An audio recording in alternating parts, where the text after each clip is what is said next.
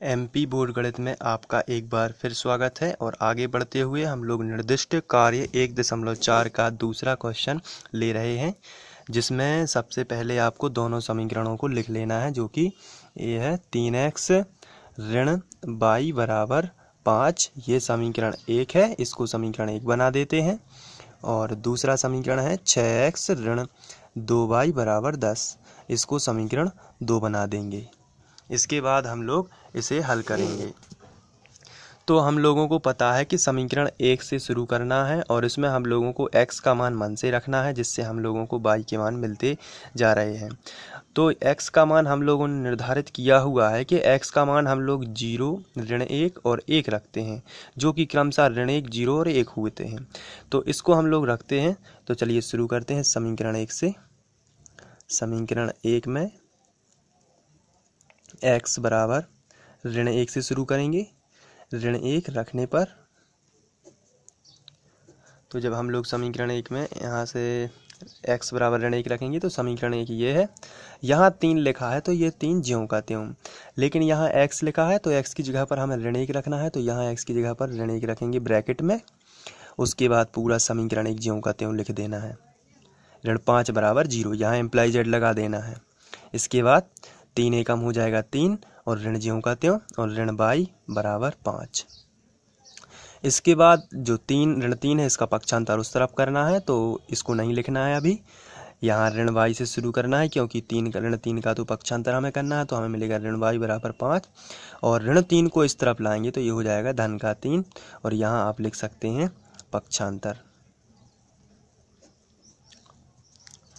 इसके बाद आगे बढ़ते हैं। तो हम लोग समीकरण 1 फिर से लेंगे। इसके पहले हम लोगों को यहाँ इसको हल करना है। ऋण y बराबर 5 और 3 हो जाएगा 8, और ऋण को उस तरफ पहुँचा देंगे तो y बराबर हमें मिलेगा ऋण का 8। अब हम लोगों को इसकी टेबल बनानी है सबसे पहले। तो देखिए, मैंने ये टेबल बनाई हुई है, और ये मैंने अभी सवाल किया था, इसमें x बराबर ऋण 1 रखा था, तो हमें y बराबर ऋण 8 मिला है। तो यहाँ हम लोगों को ऋण 8 लिख देना है। इसके बाद हम लोगों को 0 और 1 भी रखना है, तो मैंने ये पहले से लिखा हुआ है। तो चलिए समीकरण 1 में पुनः चलते हैं। समीकरण 1 में x बराबर हम लोगों को इस बार 0 रखना है, तो x बराबर 0 रखने पर, तो जब हम 0 रखेंगे तो समीकरण 1 को मैं आपको देखने के लिए यहाँ लिख दूंगा सबसे पहले, जो कि है 3x ऋण y बराबर 5। ये समीकरण 1 है। अब इसमें हमें x बराबर 0 रखना है, तो 3 ज्यों का त्यों x की जगह पर हमें 0 रख देना है ऐसा ब्रैकेट में, और ऋण y बराबर 5 हो जाएगा ये। इसके बाद 3 का गुणा शून्य में होगा, तो 3 शून्यम शून्य, ऋण y बराबर 5 हो जाएगा। अब यहाँ 0 का कोई मतलब नहीं है, तो ऋण y बराबर हमें मिलेगा 5। तो y का उस तरफ जो ऋण है उसको इस तरफ पहुंचा देंगे तो हो जाएगा ऋण 5। और चलिए यहाँ हम लोग जहाँ 0 रखा है वहाँ ऋण 5 ऐसा रख देते हैं, क्योंकि 0 रखने से हमें ऋण 5 मिला है। इसके बाद हमें टेबल से पता चलता है कि x का मान 1 रखना है। तो चलिए समीकरण 1 में एक बार फिर चलते हैं। पुनः समीकरण 1 में चलेंगे। पुनः समीकरण 1 में इस बार हमें x बराबर 1 रखना है, तो चलिए यहाँ लिख देते हैं। x बराबर 1 रखने पर, जब हम लोग x बराबर 1 रखेंगे तो समीकरण 1 में आपको देखने के लिए यहाँ एक बार फिर से लिख देता हूँ, जो कि है 3x ऋण y बराबर 5। अब इसमें हमें x बराबर 1 रखना है, यहाँ इम्प्लाई z पहले ज़रूरी है। तो 3x की जगह पर हमें 1 रखना है, तो यहाँ x की जगह पर हम लोग 1 रख देंगे। ऋण y बराबर हमें मिल जाएगा 5। अब हम लोग आगे बढ़ेंगे, तो ये हमें हो जाएगा 3 एकम 3 ऋण y बराबर हमें मिल जाएगा 5। अब जो 3 है इसके आगे कुछ चिन्ह नहीं, तो ये धन का माना जाता है, हम लोगों को पता है। और जो धन का 3 है उसका इस तरफ पक्षांतर कर देंगे, तो ये हमें मिलेगा ऋण y बराबर 5, और जो धन का 3 इस तरफ आएगा तो हो जाएगा ऋण का 3। तो चलिए आगे बढ़ते हैं, और ऋण y बराबर हमें 5 में से 3 घटा देना है, तो हमें मिलेगा 2। तो ऋण को उस तरफ पहुँचा देंगे तो हमें y बराबर मिलने वाला है ऋण का 2। तो चलिए 1 रखने से हमें मिला है ऋण का 2, तो यहाँ हम लोग 1 रखने से मिला है ऋण का 2, तो यहाँ ऋण 2 लिख देंगे। तो ये समीकरण 1 की कंप्लीट हो गई है टेबल। अब हम लोग इसी प्रकार समीकरण 2 की टेबल बनाएंगे। तो चलिए समीकरण 2 में चलते हैं। ये हम लोगों का समीकरण 2 है। इसमें हम लोगों को वही प्रोसेस अपनानी है, x का मान ऋण 1 0 1 रखना है ताकि हमें y का मान मिल सके। तो चलिए चलते हैं समीकरण 2 में। हमें x बराबर सबसे पहले ऋण 1 रखना है, तो x बराबर ऋण 1 रखने पर, तो देखिए यहाँ पर सबसे पहले 6 लिखा है तो 6 रख देंगे, x लिखा है तो x की जगह पर हमें ऋण 1 रख देना है, ये हो गया ऋण 1। इसके बाद ऋण 2y बराबर हो जाएगा 10। यहाँ इम्प्लाई जेड लगाना बहुत ही ज़रूरी है। इसके बाद हम लोग 6 का गुणा 1 में करेंगे तो हो जाएगा 6 एकम 6, और ऋण लगा है तो ऋण लगा देना है। इसके बाद ऋण 2y बराबर हमें मिलेगा 10। अब ऋण 6 का उस तरफ पक्षांतर करना है तो हमें मिलेगा ऋण 2y बराबर 10, और जो ऋण का 6 है इस तरफ आ जाएगा तो ये धन का 6 हो जाएगा। और आप यहाँ लिख भी सकते हैं कि पक्षांतर हुआ है, तो यहाँ हमें लिख देना है पक्षांतर करने पर। इसके बाद हमें ऋण 2y बराबर 10 और 6 जोड़ देना है तो हमें मिलेगा 16, और हमें y का मान चूँकि निकालना है इसलिए हमें 16 बटे ऋण 2 करना होगा, लेकिन ऋण मैं पहले भी बता चुका हूँ सामने लगाना है और 2 नीचे लगा देना है, तो 2 अट्ठे 16 हो जाएगा। तो y बराबर हमें मिलेगा ऋण 8। तो ये हमें इसके लिए हमें टेबल बनानी होगी। तो ये रही हम लोगों की टेबल, और इसमें मैंने x का मान ऋण 1 0 1 पहले से ही रखा हुआ है, क्योंकि आप लोगों को पता है कि मैं ऋण 1 0 1 से ही सवाल हल करवा रहा हूँ। और इसके बाद जो ऋण 1 रखा है तो y बराबर हमें मिला है ऋण 8, तो ऋण 1 रखने से हमें y बराबर ऋण 8 मिला है, तो यहाँ हम लोगों को ऋण 8 लिख देना है। इसके बाद x का मान रखा है 0, रखना है हमें 0, तो समीकरण 2 में चलते हैं और हमें x का मान 0 रखना है। तो सबसे पहले लिखूँगा समीकरण 2 में x बराबर 0 रखने पर, जब हम लोग x बराबर 0 रखेंगे तो मैं आपको देखने के लिए एक बार फिर से समीकरण 2 यहाँ लिख दूंगा, जो कि है 6x ऋण 2y बराबर 10। ये हम लोगों का समीकरण 2 है। इसमें हम लोगों को x बराबर 0 रखना है, तो 6 ज्यों का तो x की जगह पर 0 रख देना है, x की जगह पर ब्रैकेट में 0, इसके बाद ऋण 2y बराबर हो जाएगा ये 10। अब हमें 6 का गुणा 0 में करना है तो हो जाएगा 6 0 0, ऋण 2y बराबर हमें मिल जाएगा 10।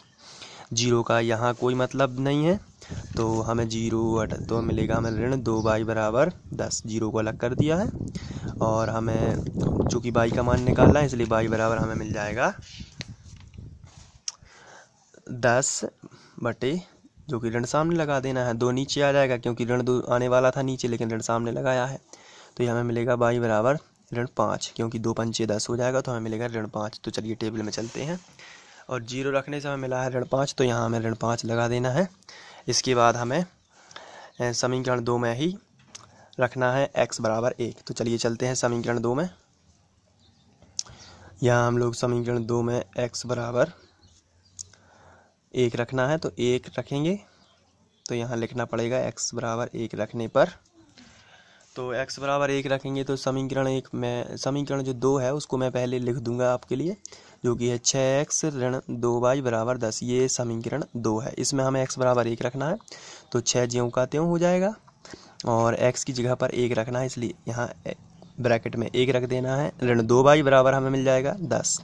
अब हम 6 का गुणा 1 में करेंगे तो हो जाएगा 6 एकम 6, और ऋण 2y बराबर होगा 10।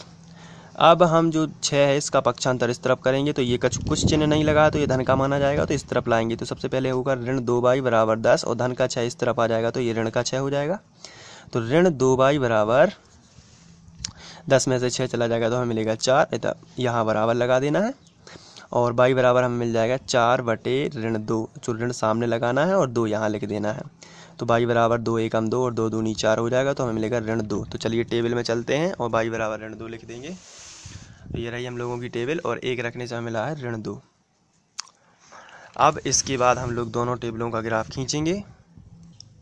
तो ये मैंने ग्राफ खींचा है और ये दोनों समीकरणों की टेबल बना ली है, और ये टेबल से आपको ज्ञात हो गया होगा कि ये दोनों टेबलों में कोई फ़र्क नहीं है, जबकि वे एक समान है, और इन दोनों टेबलों में अनंतः अनेक हल का हमें संकेत मिलता है। फिर भी हम लोग इसका ग्राफ खींचेंगे, तो मैंने ये ग्राफ बनाया है और इसमें चलिए चलते हैं। तो ग्राफ में x का ऋण 1 है और y का भी ऋण 1 है, तो x का ऋण 1 ये हो जाएगा, और y का चूँकि ऋण 8 है, y का ऋण 8 है तो हमें x का ऋण 1 यहाँ मिलेगा और y का ऋण 8 यहाँ मिलेगा नीचे। तो हम यहाँ से इसको मिलाएंगे और यहाँ से स्केल की सहायता से मिलाना है आपको, और ऐसा दोनों को बिंदु जहाँ मिलेंगे वहाँ उसको एक पॉइंट बना देना है। चलिए एक पॉइंट हम लोगों ने बना लिया है। चूँकि ये दोनों टेबल एक्स ही हैं तो किसी भी टेबल में से आप बना सकते हैं। एक्स का मान 0 है और वाई का मान -5 है, तो एक्स का मान हम लोगों को 0 ये मिलेगा और वाई का मान -5 हम लोगों को ये मिलेगा। तो यहाँ हम लोग फाइनल बिंदु बना देंगे। अब हम लोगों को यहाँ देखना है एक्स का मान 1 है और वाई का मान -2 है। तो यहाँ देखने से हमें पता चलता है कि एक्स का मान जो है, एक्स का मान 1 ये है और वाई का मान जो -2 है वो हमें नीचे मिलेगा। तो हम दोनों यहाँ से इस तरीके से दोनों बिंदुओं को मिला देंगे और ये इसका बिंदु बनेगा जो कि एक्स का 1 और वाई का -2 होगा। एक्स का 1 और वाई का -2। तो इन तीनों बिंदुओं को हम लोग स्केल की सहायता से मिला देंगे और दूसरी टेबल के बिंदु भी इसी लाइन पर आएंगे, इसलिए ये अनंतः अनेक हल होगा। इस पर हम लोग PQ नाम दे सकते हैं और इस पर दोनों समीकरणों को लिख सकते हैं और इस तरह ये आपका ये क्वेश्चन हल हो जाएगा। और इसमें आपको ध्यान रखना है कि सभी बिंदु एक ही लाइन पर होने चाहिए, तभी ये अनंतः अनेक हल होंगे। तो आपको नीचे भाषा में लिख देना है कि निम्नलिखित समीकरण या उपरोक्त समीकरण निकायों के अनंतः अनेक हल होंगे। तो ये हो गया।